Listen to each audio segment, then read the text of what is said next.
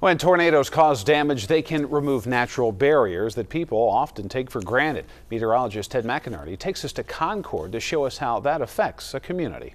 The Alabama state flag flying over Concord is a source of pride. The community is slowly getting back to normal, but that isn't easy. It's different. It's different. It's not as busy here in this neighborhood.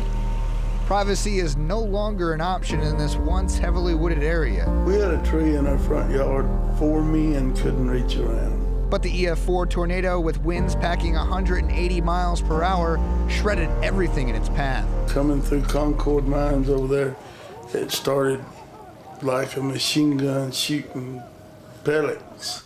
James Young is describing this coal washing facility as the tornado was coming right towards their home. But it's the coal and lack of trees that have many in Concord uneasy. It's nastier than it was, you know. Coal dust. The coal dust, you know, we had the coal dust before, but with all the trees gone, I mean, you know, everything is blowing. Nothing blocks the coal dust as the winds whip through the rebuilt neighborhood. But trees did more than fence off the coal dust. With the trees here, it buffers some of the road sounds. You hardly ever heard the traffic on the road. Still, these tornado survivors are thankful just to be alive, and they know exactly what to do next time. To have learned to get underground, stay underground. There's nothing above it because it's going to take it all. And we're in the heart of tornado season, and it's important to learn from these stories. And on CBS42.com, we have a link to a FEMA disaster response test. Should take that for you and your families. And also, before you do that, make sure you have that tornado survival kit.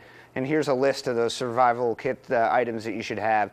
You know, bottled water, as well as flashlights, batteries, as well as that NOAA weather radio, and a first aid kit. We have a list of all this stuff at CBS42.com. Tomorrow at 6 p.m. here at Saturday, right here in the Weather Center, the head of the National Weather Service here in Birmingham will sit down with me in a live interview, and we'll ask about frequently asked questions. We'll answer those here about severe weather warnings. It's very important stuff for you and your families, guys.